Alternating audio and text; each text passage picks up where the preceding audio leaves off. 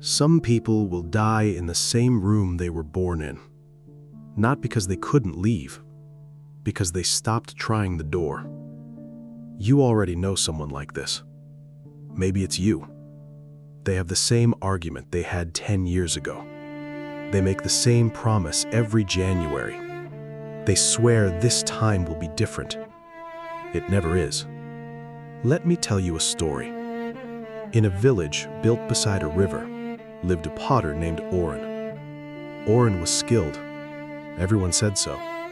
His cups held water perfectly. His bowls sat flat on every table. His work was clean, dependable, safe. Every morning, Oren sat at his wheel and shaped the same vessels he had shaped for 20 years. The same curves, the same glaze, the same weight in the hand. Travelers came through the village and brought new techniques. Ways to fire clay that made it sing. Glazes that caught the light like river water. Shapes that seemed impossible. Oren watched them. He studied them. And then he sat back down at his wheel and made another cup. "I know what works," he told anyone who asked. One winter, a young apprentice arrived in the village. She made strange things. Bowls that leaned sideways. Cups too thin to survive the kiln. Vases that looked like they might collapse if someone breathed hard enough. The village laughed at her work. Children pointed at her stall in the market. Even Oren laughed.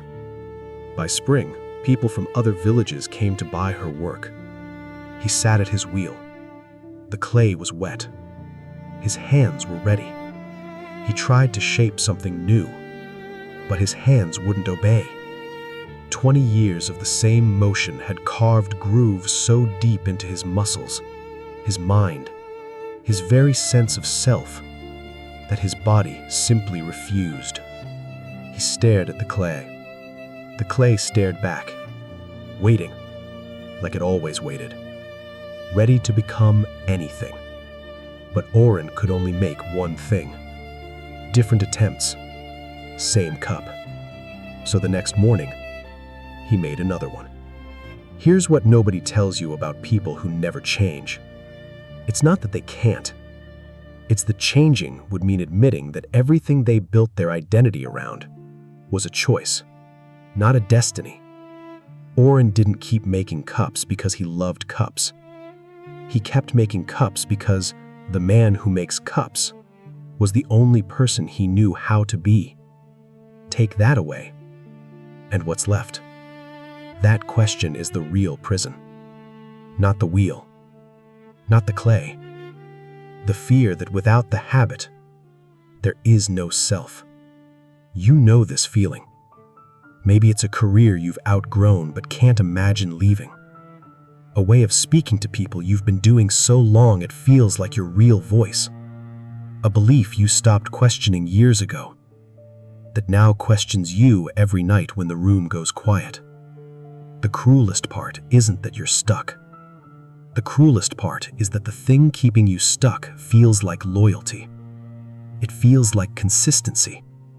It feels like knowing yourself. But that's not identity. That's inertia wearing a mask. Same wheel, same clay, same hands, same cup, different year. "I know what works" is the most dangerous sentence in any language. It protects you from failure and from everything after it. Ask yourself, what have you been making for 20 years?